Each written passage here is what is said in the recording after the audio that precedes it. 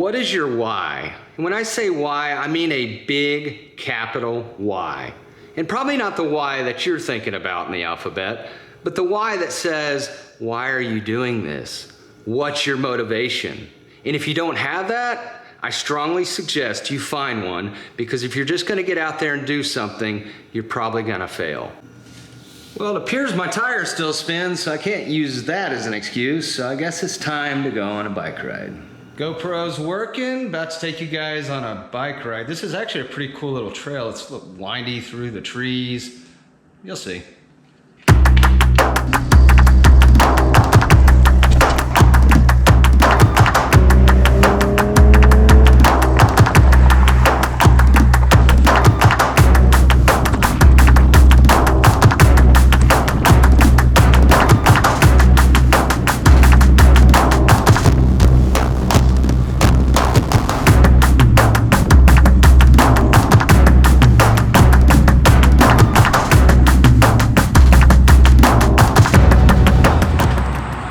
So, got a little bit left to do, but I wanted to stop and tell you the rest of the story because it's a good story.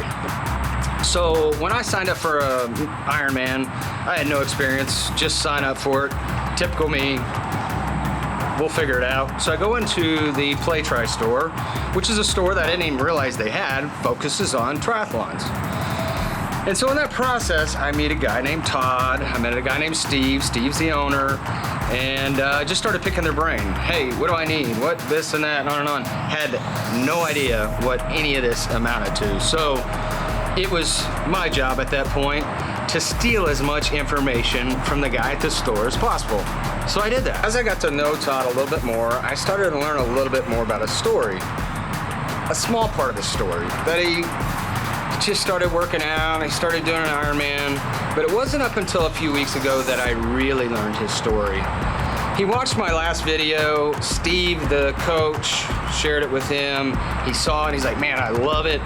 He said, I actually have a charity and I want to see if you can help me out with this video. I was like, yeah, man, absolutely. You've been a big help to me. He actually let me borrow his back tire for my first race because my bike was getting worked on and my tire wasn't ready, so awfully generous of him. So it was the least I could do. So as I dove in a little bit deeper with Todd, asking him questions about this video, what's the message you're trying to send, who's your audience, so on and so forth, I learned a lot about Todd. And come to find out, this charity was started on behalf of his mother, M2H charity. She died of cancer when he was 14 years old. So you can only imagine what kind of traumatic experience that would be on a child. But come to find out a little bit more, Todd's a recovering alcoholic for about 8 years now. Great job, he's been sober, and about 2.5 years ago, unfortunately, he lost his brother to alcoholism.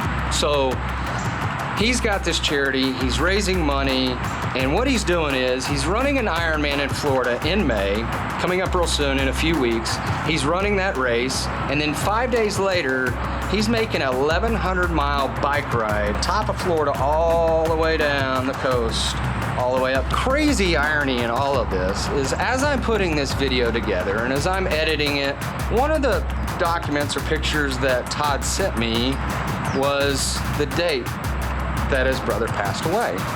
And I started looking at it, I looked at it again, got on my phone, searched my email, and I realized I'm running my Ironman in Augusta, Georgia on September 26, 2021. This is 3 years to the date that Todd's brother passed away. Are you kidding me? What, I mean, I'm going to run on behalf of M2H Charity, on behalf of Scotty Gordon, okay? You couldn't have scripted this any better. So, I made this video, I want this to get out there, and if you could donate anything, I've already donated, but I'm running for this charity. So if you would like to donate on Scotty's behalf. The video is gonna play pretty much right now, right after I get done blabbing my mouth, but there's the information in there. If you wanna send anything will help, and it's going to a really good cause. I've actually researched it, I've looked at it, and it's a great program. It's a program that helps recovering alcoholic. So enjoy the video. I'll see you soon.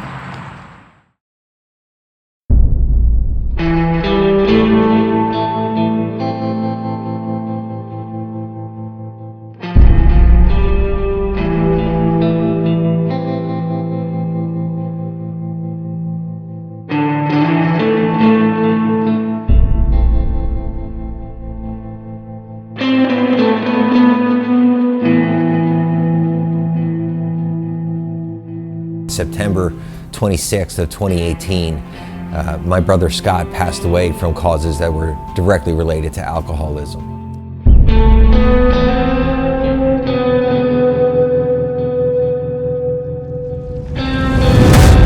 I'm also a man who's been in recovery, long-term recovery, for going on 8 years now.